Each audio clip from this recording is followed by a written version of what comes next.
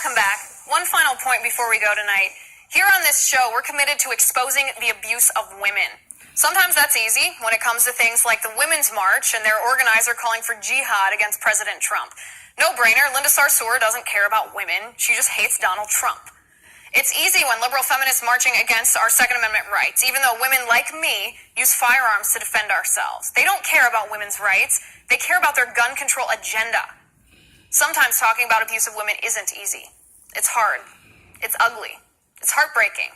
But it's happening right under our noses right here in our country.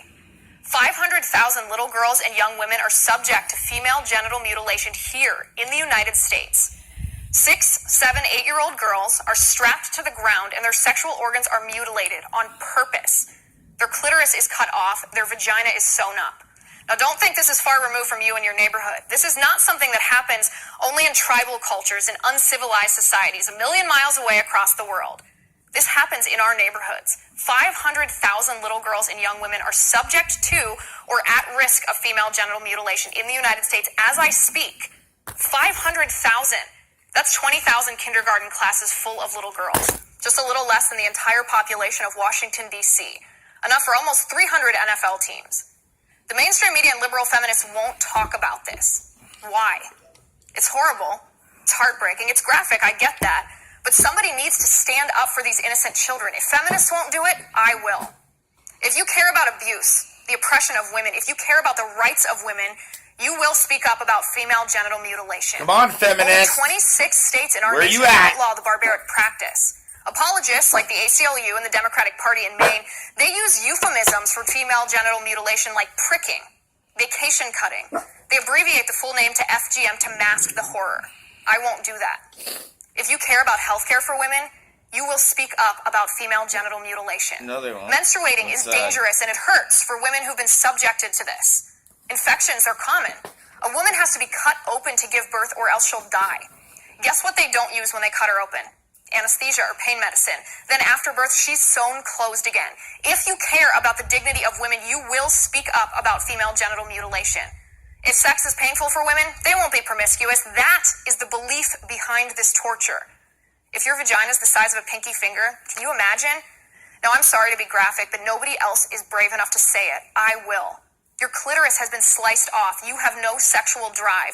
Therefore, you won't taunt men with your sexuality. That is the driving factor behind this mutilation. If you care about the freedom of women, you will speak up about female genital mutilation. Little girls are strapped down with ropes. Their legs are pulled apart. Again, I'm sorry this is graphic. I'm sorry to show you the images you're seeing on the screen right now, but this is not imaginary. This is not a march in the street with pink hats protesting imaginary oppression. This is happening to little girls in our country right now, without their permission, without anesthesia.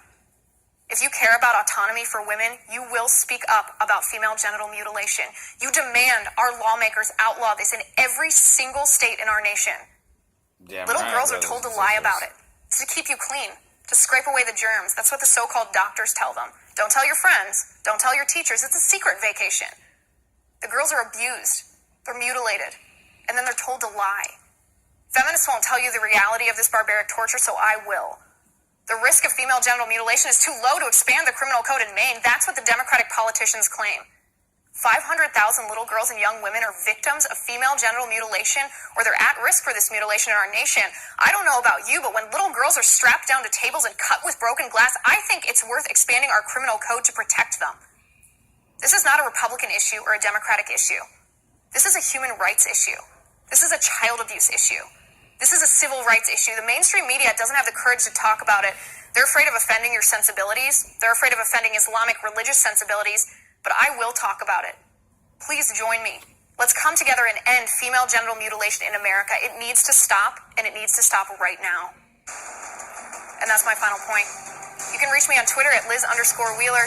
If you liked the show, please send me an email at oann.com/contact. In the meantime, catch us here tomorrow at 9 p.m. Eastern.